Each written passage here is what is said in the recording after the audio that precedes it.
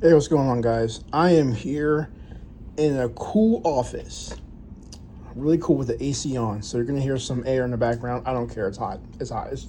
It's summertime. Anyway, I wanted to discuss the effects of being alone all the time. I know that I quite enjoy it. For me, I need my alone time. I need to just be away from people. But something happened when I was younger. I got adapted to being isolated for long periods of time. I'm talking long periods. We're talking like weeks and months, and at one point, about 10 years worth of not having any friends, not having no one call me or anything like that. And that's what it was. I actually spent 10 years alone, only with my parents. But as for socializing, developing social skills, developing skills with other people, I generally did not do that. I found myself alone for about a good solid 10 years. And I just want to talk about the actual effects of being alone for that long and what it did to me. And I wanted to talk about where I'm going with my mental health starting today. So I have, you know, I have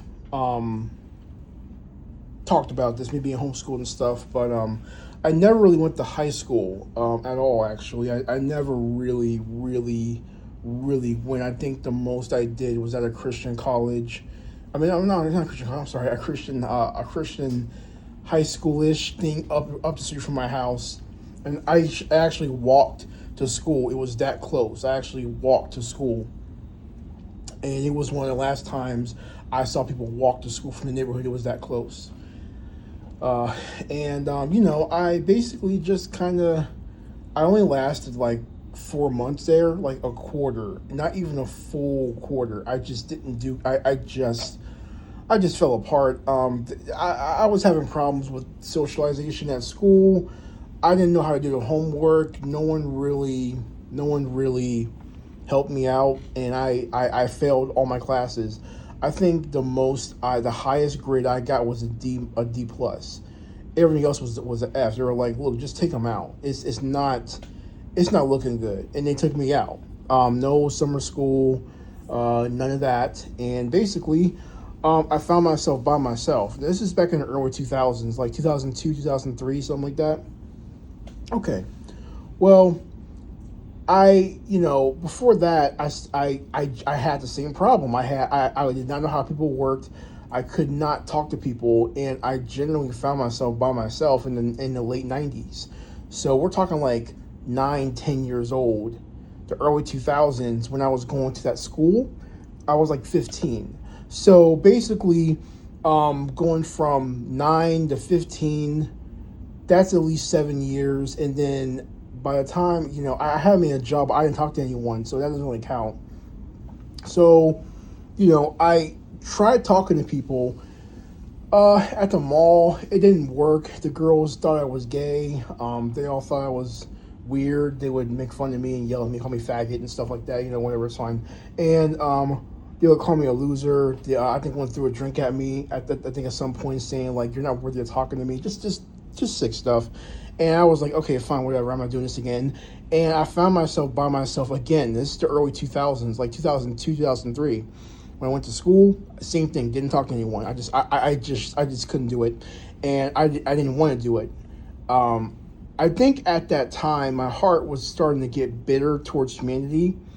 Maybe I don't know what was going on, but I just realized that this was not meant for me. I had it in my mind at 14, 15 years old, back in 2002, 2003, that I was not capable, I could not cut it when it came to having relationships and talking to people and having anything to do with people. Now this is a decade before, this is about 15 years before sex dolls.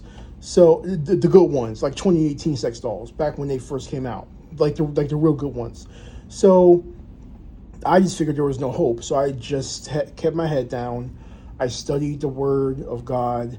I went to church because our school was a Christian school, so we had a church connected to it. So I would go to church every week. I would give my church credits, and I basically just shut up and I just didn't talk to anyone. And then everyone was wondering, well, why is he talking to people? Why is he socializing with people? And it's like, look, you guys made me this way, and then when I don't respond to anything, you guys wonder what's going on. You guys start freaking out. And that's kind of how it was wherever I went. Yeah, that's how it was. Um, I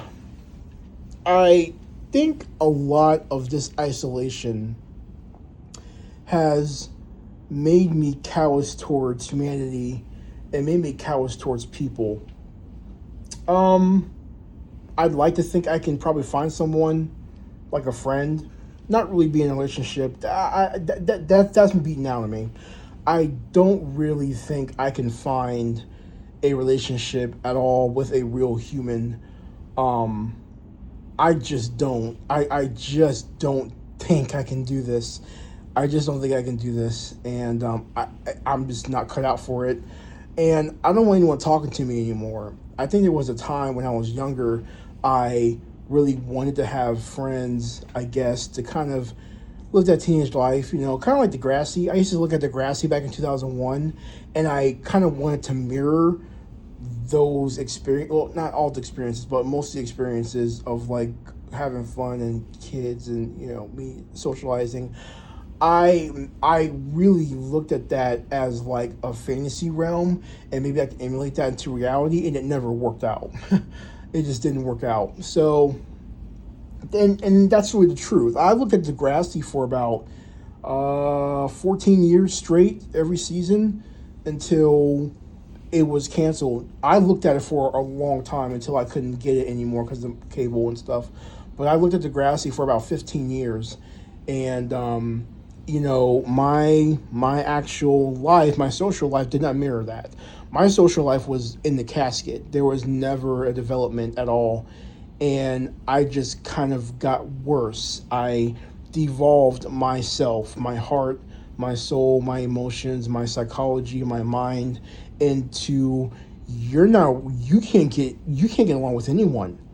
So I cut off that expectation of me, and I just kind of stopped caring, kind of like Asmongold. Asmongold mentioned this, how why he lived like an animal is because he just realized he probably needed to be quarantined in his house. He just could not. He didn't know how people really functioned. Well, it's like the exact same thing with me. We're only 2 years apart. I'm only 2 years older than him, so I realized I could not. I didn't know how people really worked. I just saw people as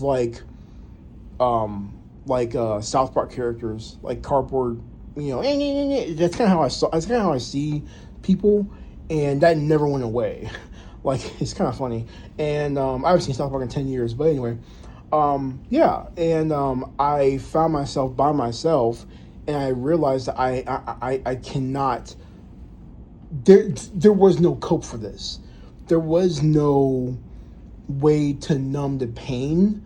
I just absorbed all the pain of like isolation, not being wanted, not being looked after, not being, someone calling me, hey, let's go hang out. I absorbed all of that abnormal amount of torment in my mind, and I baptized myself in that isolation. So you're probably sitting there wondering, what the heck does that mean? That sounds horrible. That sounds horrible. It's not that bad. I guess for me, I can kind of take it. I can take that, and I'm the only child as well. So there was no one to talk to. So for like 10 years, I just kind of sat in my room day in and day out. I went outside. I spoke when spoken to, but I did not interact with any of my peers, and I just didn't do that for 10 years. Then I started going to the club. By the time I went to the club and stuff, 10 years, about 18, 19, 20, around the area, um, I did not, I just kind of didn't know how to really respond to anything. I didn't dance at all. I went to the club for 10 years, I didn't dance at all. So I was like 18 to 28, around the area, give or take 6 months. I did not talk to anyone at the club. I was just kind of just listening to the music, and and that was about it. I was on my phone. Smartphones were becoming really cool back in the day, and I just had my first smartphone, and I was just on the internet. Just on the internet. I was terminally online before terminally online was a thing. And this is one of the effects of being isolated for 10 years is when you're around people, you still feel alone. So I never really felt like I was in a room full of people. I felt like I was just in a room with just me in it, and that's it. That's how I am wherever I go. I do not think that there's anyone else around me. Like, I know there's people around me, but my mind doesn't conceptualize it. So there's probably something going on there, but whatever. Anyway, so as time went on, this is 18 to 28. Now we're going into 30, in the 30-year-old version. I did not, consider dating. I didn't consider dating apps. I didn't consider talking to anyone at my local church. I did not consider other people really interested in me. I never really did. And then the people that said they did, they just wanted to use me. So I really I didn't have a good disposition when it came to humans or human life, because there was no point. There was no point. Everyone was a leech. And yeah, that's generally it. Everyone was either out to use me for something when I tried talking to people, and everyone was a backstabber, or people were just not interested or saw me as sexless. That's another thing. They saw me as like, oh well, he's like the fat friend, or he's like the ugly friend, or whatever. He's not really that interesting. He's funny, but he's not interesting. He's not really. I can't take him seriously. I've heard that before. So, it's I just kind of gave up on trying to be accepted because it never began. And that's just the doggone truth. I think all this isolation has led me to really not really care about humans at all, other than my parents and maybe like two other people. Other than that, I genuinely don't see people as really wanting to really care about me. Like, if I died tomorrow, this channel will be up, but you guys wouldn't really know. I don't think a lot of people will be at my funeral. I just don't. And if they are, great, but they're not checking up on me. Like, no one's checking up on me. My parents are. That's great. Me and my parents have a great relationship. We talk. But I mean, my outer family, they got their own crap. They got their own stuff to do, and we don't check up on each other until someone dies, and then we come and grieve and be all philosophical and stuff. And that's generally most people. But I have nothing to say to them. I don't want to hang out with them. I went to a family gathering, I think last Christmas, because people are getting older. So I went for them, not for me or my parents, not even for my other family. It's really for the ones who are getting older, who are, we have a family death like every year and a half, or we're getting to that point. So I went to this family's gathering and stuff, and I just felt isolated. I felt like I was alone in the house. I talked to people. I didn't want to talk to them. I was completely uninterested. I didn't want them knowing anything about me. This is family. This is family. And I just didn't care. I faked everything I said because they don't know me. Like, they don't know me. And, I just kind of sat in the corner. I hate to say it. I sat in the corner. I'm like, I felt like I was in a room full of weird people who didn't know who I was. And I know it's me. It's me. It's not anyone else, it's me. And yeah, that's just kind of how it is. So I'm chronically isolated. I'm chronically mentally isolated. If someone is saying hi to me or something and we start talking, I do talk. I do speak when spoken to in real life in IRL, but my mind does not think that anyone's really there.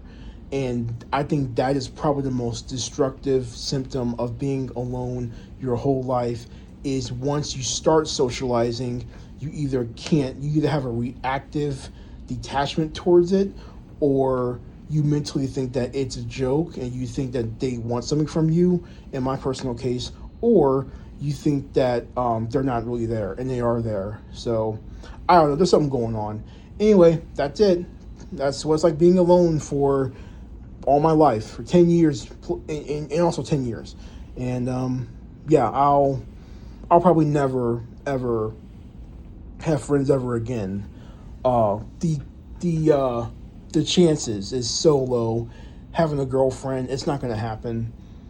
Um, the best it's going to get is pretty much a sex doll and a shotgun somewhere. That's probably where I'm headed. So it's fine. All right, bye guys.